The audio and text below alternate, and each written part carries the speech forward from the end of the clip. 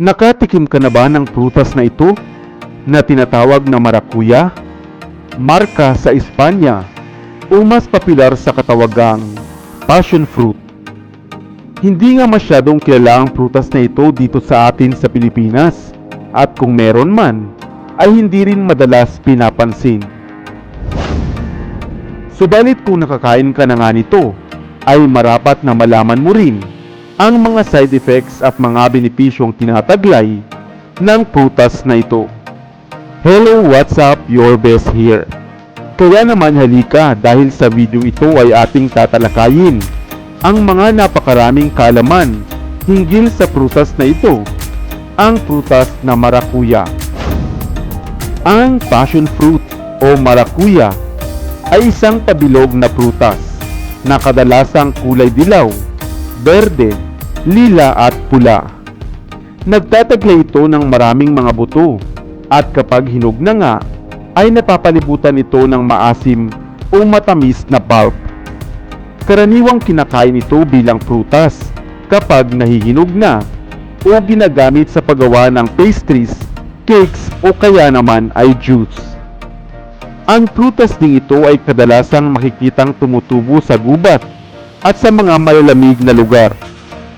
Mayaman ito sa mga vitamins, minerals, fiber at antioxidants. Ayon nga sa pag-aaral, ang pagkonsumo ng prutas na ito ay mainam lalo na nga sa mga taong nanghihina dahil isa itong immunity booster. Maaari rin itong irekomenda sa mga tao na mayroong diabetes o cancer dahil sa tinataglay nitong anti-cancer at anti-diabetic properties. Nakatutulong din ito sa pagpapababa at pagpapanatili ng tamang blood pressure level.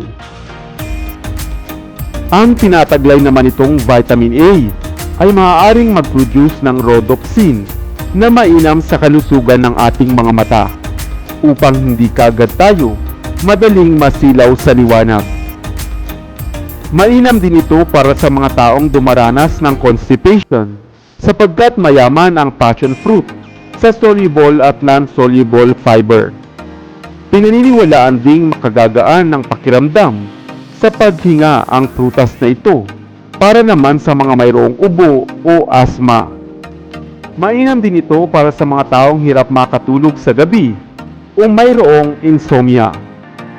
Gayon din sa kalusugan ng ating mga buhok at ng balat sapagkat mainam din itong pinagmumulan ng vitamin C, phosphorus at ilang essential fatty acids. Kaya naman marami talagang dahilan kung bakit dapat tayong kumain ng prutas na ito. Subalit huwag namang sobra o labis-labis dahil maaari itong magdulot ng gastrointestinal distress. Bawal din ito sa mayroong mga allergy at may problema sa tiyan. Ikaw, nakakita ka na ba o nakatikim ng prutas na ito na passion fruit? Ano naman ang tawag nito sa inyong probinsya?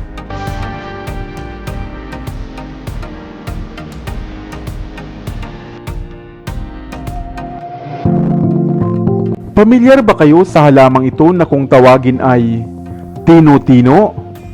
Malamang nakita mo na rin ito pero hindi mo lamang pinapansin, lalo na nga sa mga probinsya kung saan ito ay madalas tumutubo. Subalit alam mo ba na makakain pala bilang prutas ang isang ito? At sa ibang bansa ay kailan nga itong ibinibenta at ini-export. Hindi lamang pala masarap na prutas, kundi marami rin palang mga sakit sa katawan ang maaari nitong malunasan. Kaya naman halika at ating isa-isahin. Ang tino-tino o Physalis peruviana ay isang uri ng halaman na native sa mga bansang Chile at sa Peru. Kadalasan itong tinatawag na golden berry, Cape gooseberry, at dito naman sa atin bilang tultol-laya, lubo-lubuhan, o kaya naman ay tino-tino. Madalas nga itong laruan ng mga bata sa probinsya at ang mga hinog nga nitong bunga ay makakain pa.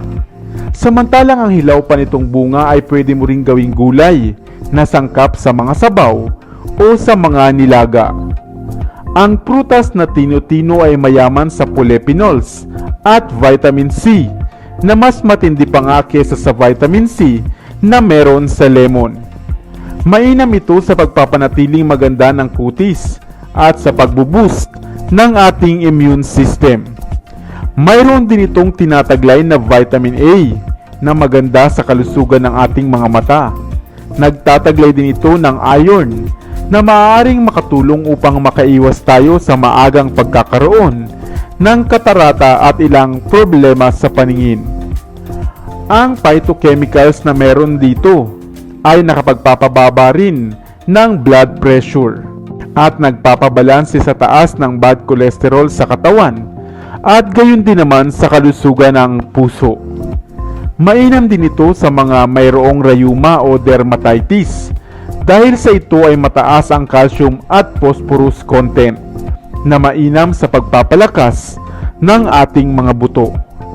Maganda rin itong kainin ng mga may diabetes na tao dahil maaari nitong mapababa ang blood sugar level sa katawan. Samantalang sa tulong din ng prutas na tino-tino ay makakaiwas tayo sa pagkakaroon ng simpleng ubo at lagnat dahil mayaman din ito sa antioxidant.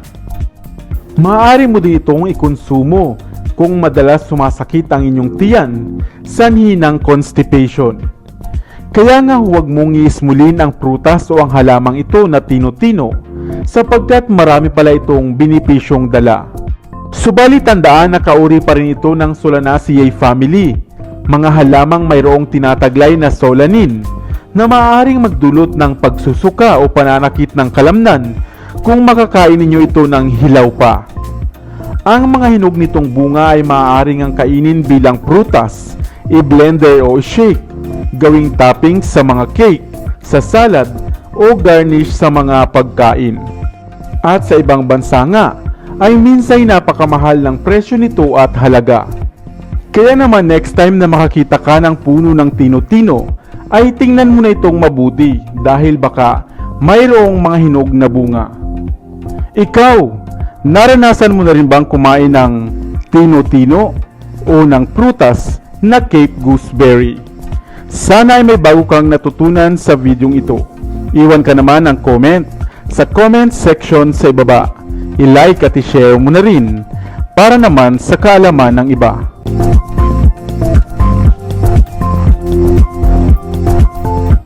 Dito na sa Best TV, tayo ay matuto, utak mapuno ng bagong kaalaman. Dito na sa Best TV, tayo ay lumibot, lihim na mundo ay ating matuklasan. Dito yan sa Best TV, dito yan sa Best TV, dito yan sa Best TV, sapagkat ang mga laki may alam. Dito yan sa Best Tara TV. bes, sabay-sabay tayo na matuto Pagkat dito sa mundo lamang ang siyang marunong Ating utak salina ng panibagong dunong Mga bagay na sa buhay ay makakatulong